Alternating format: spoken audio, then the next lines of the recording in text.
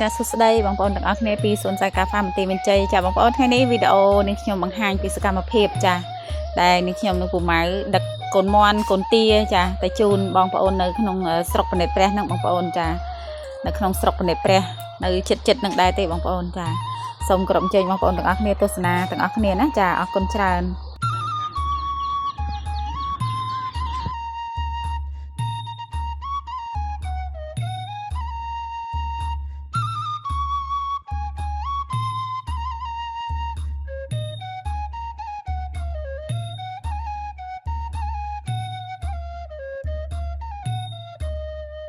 យកថ្នាំឲ្យគាត់ព្រីថ្នាំឲ្យមកកញ្ចប់ដាក់ថ្នាំសិនណាហុំវាផងណាចាតែមើលទ្រូងតិចទៅចាំដាក់នេះសិនហីអត់តើមើលទៅចាស់ទៅជួយមើលគាត់ជំរាបសួរអ្នកស្រុកអ្នកភូមិសុខសប្បាយទេចាសុកហាញតុកតឹមគ្នាចាំខុសគ្នាទេចា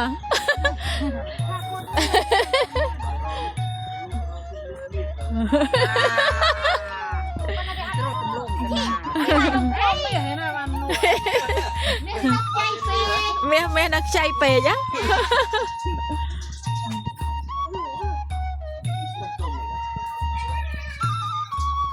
បាទទូចនេះរត់ត្រេថា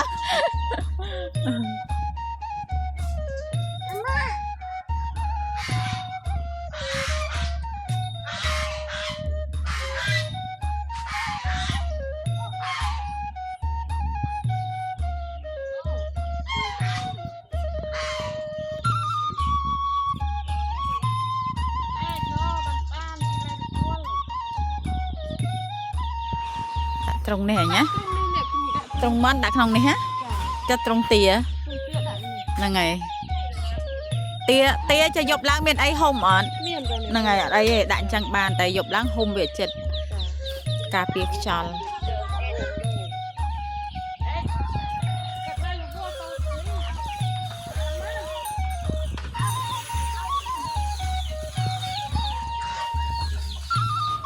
តោះយកទាមករាប់សិនមក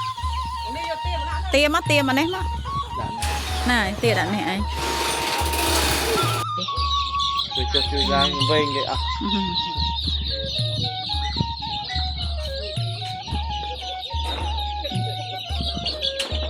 អូជ្រងជើង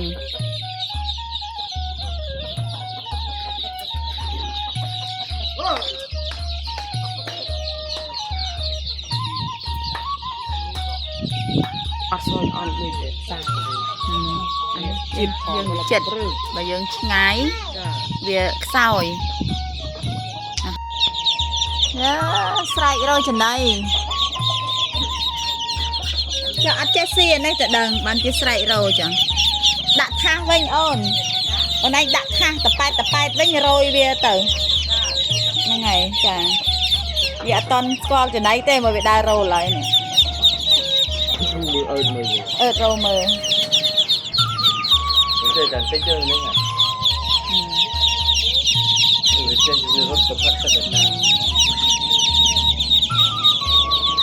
ខ្លាំងឲ្យហើយ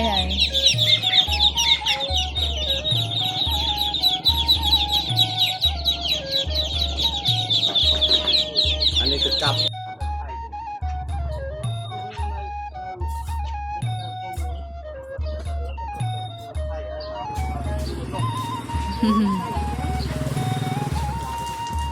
តោះយើង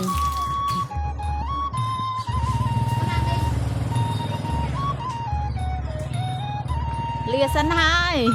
បានគេចោះមួយជុំគ្នា